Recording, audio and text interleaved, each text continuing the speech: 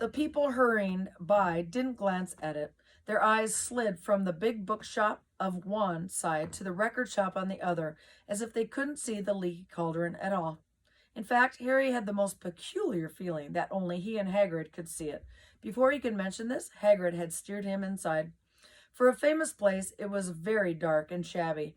Few old women were sitting in a corner, drinking tiny glasses of sherry. One of them was smoking a long pipe. A little man in a top hat was talking to the old bartender, who was quite bald and looked like a toothless walnut. The low buzz of chatter stopped when they walked in. Everyone seemed to know Hagrid, sorry.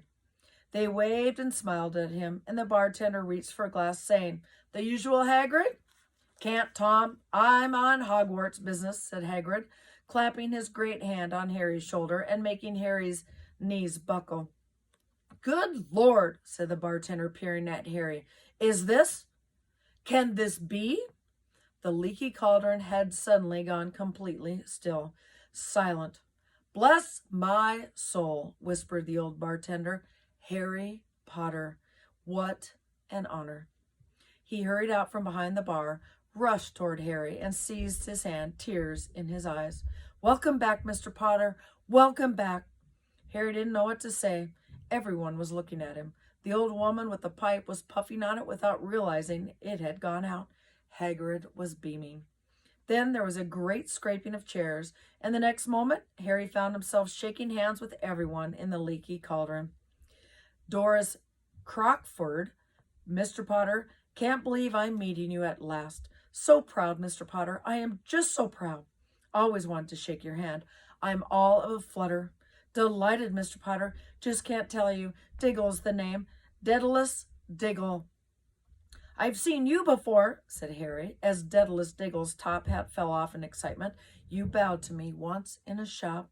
"He remembered!" cried Daedalus Diggle, looking around everyone. "Did you hear that? He remembers me."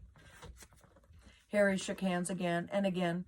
Doris Crockford kept coming back for more. A pale young man made his way forward very nervously.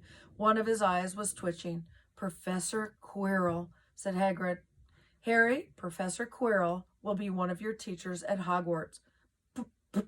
"Potter," stammered Professor Quirrell, grasping Harry's hand.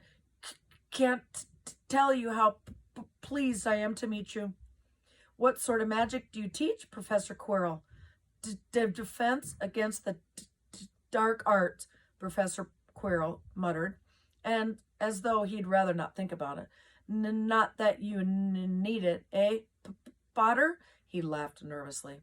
"You'll be getting all your equipment, I suppose?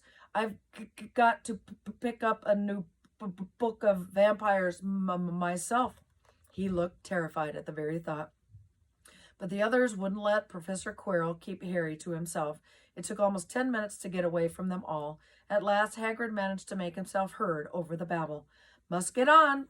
Lots to buy. Come on, Harry." Doris Crockford shook Harry's hand one last time, and Hagrid led them through the bar and out into a small walled courtyard where there was nothing but trash cans and a few weeds. Hagrid grinned at Harry. "Told you, didn't I? Told you were famous. Even Professor Quirrell was trembling to meet you. Mind you, he's usually trembling." "Is he always that nervous?" "Oh, yeah. Poor bloke. Brilliant mind. He was fine while he was studying out of books, but then he took off a year to get some first-hand experience. They say he met vampires in the Black Forest, and there was a nasty bit of trouble with a hag. Never been the same. Scared of the students, scared of his own subject. Now, where's me umbrella?" "Vampires? Hags?" Harry's head was swimming. Hagrid, meanwhile, was counting bricks in the wall above the trash can. "3 up, 2 across," he muttered. "Right. Stand back, Harry." He tapped the wall 3 times with the point of his umbrella. The brick he had touched quivered. It wriggled. In the middle, a small hole appeared. It grew wider and wider. A second later, they were facing an archway large enough for even Hagrid, an archway onto a cobble street that twisted and turned out of sight. "Welcome," said Hagrid, "to Diagon Alley." He grinned at Harry's amazement. They stepped through the archway. Harry looked quickly over his shoulder and saw the archway shrink instantly back into a solid wall. The sun shone brightly on a stack of cauldrons outside the nearest shop. Cauldrons, all sizes, copper, brass, pewter, silver, self-stirring, collapsible, said a sign hanging over them. You'll be needing one of those, said Hagrid, but we gotta get your money first. Harry wished he had about 8 more eyes. He turned his head in every direction as they walked up the street, trying to look at everything at once. The shops, the things outside them, the people doing their shopping. A plump woman outside an apothecary was shaking her head as they passed, saying, Dragon liver, 17 sickles an ounce. They're mad. A low, soft hooting came from a dark shop with a sign saying, Aelops Owl Emporium, Tawny, Screech, Barn, Brown, and Snowy. Several boys of about Harry's age had their nose pressed against a window with a broomstick in it.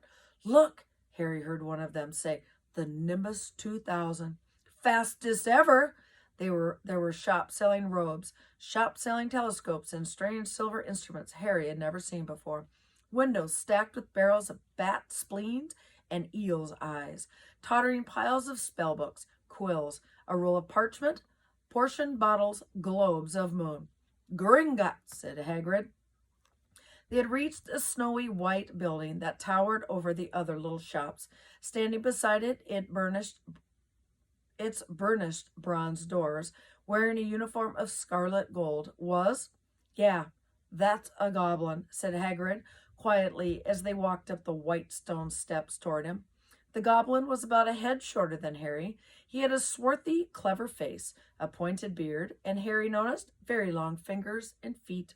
He bowed as they walked inside. Now they were facing a second pair of doors, silver this time, with words engraved upon them. Enter, stranger, but take heed of what awaits the sin of greed. For those who take, but do not earn, must pay most dearly in their turn. So if you seek beneath our floors a treasure that was never yours, thief, you have been warned, beware of finding more than treasure there. Like I said, you'd be mad to try and rob it, said Hagrid. A pair of goblins bowed them through the silver doors, and they were in a vast marble hall. About 100 more goblins were sitting on high stools behind a long counter, scribbling in large ledgers, weighing coins in brass scales, examining precious stones through eyeglasses. There were too many doors to count leading off the hall, and yet more goblins were showing people in and out of these. Hagrid and Harry made for the counter. Mornin', said Hagrid to a free goblin. We've come to take some money out for Mr. Harry Potter's safe. You have his key, sir? Got it somewhere, said Hagrid, and he started emptying his pockets onto the counter, scattering a handful of moldy dog biscuits over the goblin's book of numbers. The goblin wrinkled his nose. Harry watched the goblin on their right, weighing a pile of rubbies as big as glowing coals. Got it, said Hagrid at last, holding up a tiny golden key. The goblin looked at it closely. That seems a bit in order. I've also got a letter here from Dumbledore, said Hagrid importantly, throwing out his chest. It's about you-know-what, in the vault 713. The goblin read the letter carefully. Very well, he said, handing it back to Hagrid. I will have someone take you down to both vaults. Griphook! Griphook was yet another goblin. Once Hagrid had crammed all the dog biscuits back inside his pockets, he and Harry followed Griphook toward one of the doors leading off the hall. What's the you-know-what in Vault 713? Harry asked.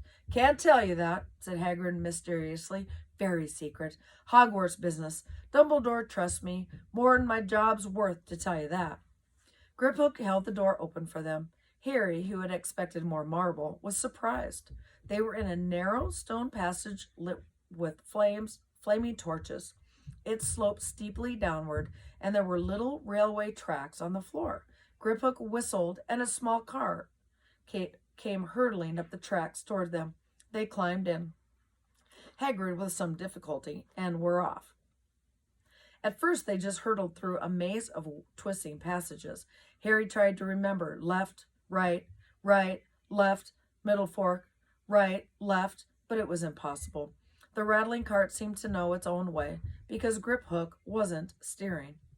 Harry's eyes stung as the cold air rushed past them, but he kept them wide open. Once he thought he saw a burst of fire at the end of a passage and twisted around to see if it was a dragon, but too late. They plunged even deeper, passing an underground lake where huge stalactites